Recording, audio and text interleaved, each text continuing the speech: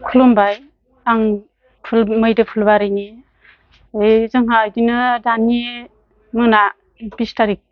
थांनाय मोनायावहाय मोनसे जाथाय जादों माने जोंना गारि स्कुटि मा होनो पालसार गारिया खावनानै लांबाय आरो सिखावा दा बेखौ जोङो मोनफिननो थाखाय मबाइलाव माबायाव इउटुबाव होनाय जाबाय दा अननानै रायजो राजाया बेखौ मोनथियोबा सोरबाफोर नुदोंबा मबाइल नाम्बारखौबो होना होखानोसै आरो दा बेजों लोगोसे होनानै रायजो राजाफ्रा नुयोबा अननानै खोन्थाहरबानो जाबाय आरोखि जोंनो मबाइल नाम्बाराव पुलिसनि एफआइआर होगोन नामा? एफआइआरखौथ' हैदों औ दहाय फुङावनो हैदों पुलिसा माने एफआइआर होनायाव नागिरनो बायदि होनदों नागिरगोन होनदों ओमफ्राय दा मानसिखौबोथ' जों मोनथिया नङा एसे मोनथिबायानो दा जों मानसिखौथ' हमखागोनानो जों जेरैबाबो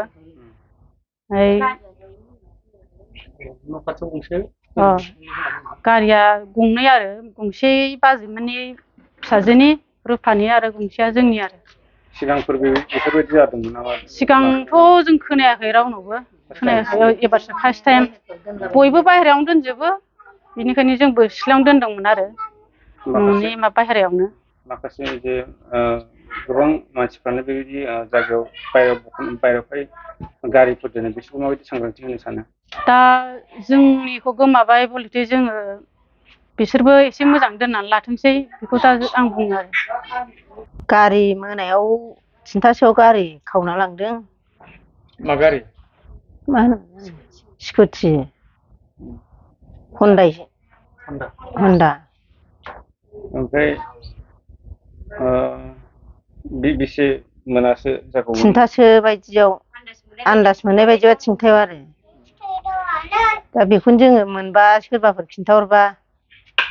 नुनानै मादो आरो लांग्रा मानसिखौ सोरखौबा सन्देह मोनदों नामा? एसे आन्दाज मोननाय बायदि मोनदों जेनेबा बै आस्राबारियाव थाव सोदों नालाय बाहाय गारिखौ एसे सिनायनाय बायदि मोनदों आरो पालसार गंसे स्कुटि गंनै नालाय गारिया गोमानाया नोंसोर पुलिसनो एफआइआर होबाय नामा? होदोंमोन होनायालाय पुलिसनोबो मा होनदों पुलिस? दा पुलिसाथ'